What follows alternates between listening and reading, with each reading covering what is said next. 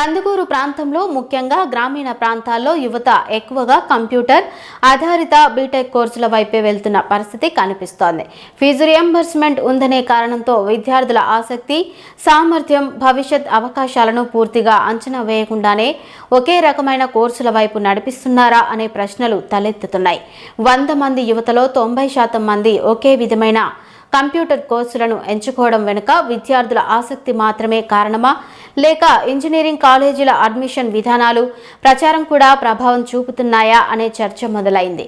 4 ఏళ్ల బీటెక్ పూర్తి చేసిన తర్వాత ఉద్యోగం కోసం అదనపు నైపుణ్యాలు నేర్చుకునేందుకు నగరాల్లోని కోచింగ్ సెంటర్ల చుట్టూ తిరుగుతున్న యువత పరిస్థితిని కూడా పరిగణలోకి తీసుకోవాల్సిన అవసరం ఉంది. ప్రతి విద్యార్థి సామర్థ్యం, ఆసక్తి ఒకేలా ఉండదు.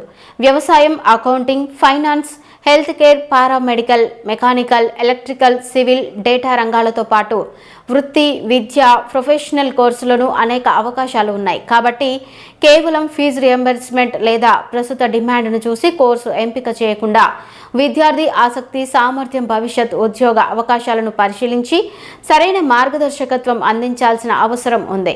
యువతను ఒకే మూసలోకి నెట్టడం కాదు, వారి సామర్థ్యానికి తగ్గ కెరీర్ మార్గాన్ని చూపించడమే నిజమైన విద్యా విధానం. కందుకూరు ప్రాంతంలో ముఖ్యంగా నేను గమనించిన దాన్ని బట్టి దారుణమైన పరిస్థితి. గ్రామాల్లో వలస ఒక విధంగా ఉంది, రెండోది వ్యవసాయం వైపు యువత లేదు, మూడోది యువత మొత్తాన్ని తీసుకెళ్లి బీటెక్ కాలేజీలన్నీ కూడా కంప్యూటర్ చుట్టూ తిరిగే కోర్సు వైపు పడేస్తున్న పరిస్థితి కనబడతా ఉంది. దారుణంగా ఉంది. ఒక 420 వచ్చిన పిల్లోని కూడా కంప్యూటర్ సైన్స్ చేర్పిస్తున్నారంటే ఎంత దారుణంగా ఉందో మనకు అర్థమవుతా ఉంది. 500, 600 మొత్తం వాళ్ళకి అసలు ఏమి తెలియదు.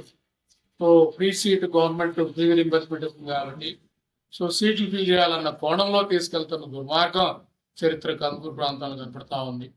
ఇవన్నీ ఎందుకు చెప్తున్నానంటే ఈరోజు ముఖ్యంగా ఆటోమేషన్ వల్ల ఆల్రెడీ ఉన్న సాఫ్ట్వేర్ జాబులు పోతున్న పరిస్థితి ఒకవైపు, అలాగే ఉన్నోళ్ళు ఎవరన్నా 15 గంటలు పనిచేస్తూ తీవ్ర ఒత్తిడి ఎదుర్కొంటున్న రెండో వైపు, మూడో వైపు వచ్చాక 2030కి టోటల్ ఆటోమేషన్ అవుతుంది, సో కోడింగ్ జాబ్స్ అవసరం లేదని చెప్తున్న ఈ పరిస్థితుల్లో కూడా మరీ అదే పనిగా మొత్తం ఇంజనీరింగ్ కాలేజీలన్నీ కూడా తీసుకెళ్లి పిల్లలందరినీ తీసుకెళ్ళి అక్కడే పడేసిన పరిస్థితి. అంటే అవసరమైన ఏ కోర్సుకు లేరు. అంటే బీటెక్ సివిల్ ఇంజనీర్ జాయిన్ అయిన వాళ్ళు లేరు, కెమికల్ లేరు, మెకానికల్ లేరు, పోనీ కామర్స్ కోర్స్ సైడ్ వచ్చిన వాళ్ళు లేరు, అగ్రికల్చర్ బీఎస్సీ సైడ్ వచ్చిన వాళ్ళు లేరు.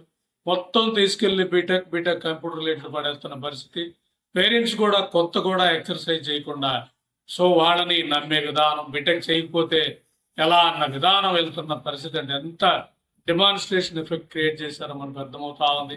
ముఖ్యంగా నేను చెప్పదలుచుకుంటుంది పేరెంట్స్కి, మీ 4 ఏళ్ళ తర్వాత పిల్లోడికి ఉద్యోగం రాక మళ్ళీ వెనక రాలేక పోనీ సో ఫర్దర్గా అమీర్పేటలో కోచింగ్ నేర్చుకుంటూ ఎంత ప్రెజర్ పడతాడు, ఎంత ఇబ్బంది పడతాడు. దానికంటే ఊళ్ళో 10 ఎకరాలు ఉన్నప్పుడు హ్యాపీగా వ్యవసాయం చేసుకుంటూ కొంత ఆధునిక వ్యవసాయం చేసే విధానం బాగానే ఉంటుంది. లేదు అలా కాదు, కొంత తక్కువ 700, 800 ఉన్న పిల్లల్ని బీకామ్ కోర్సులు లేదా వ్యవసాయం ఇంట్రెస్ట్ ఉంటే అగ్రికల్చర్ బీఎస్సీ కోర్సు కానీ లేదా లా చేర్పిండి, ఇవన్నీ కూడా చాలా ఉన్నాయి.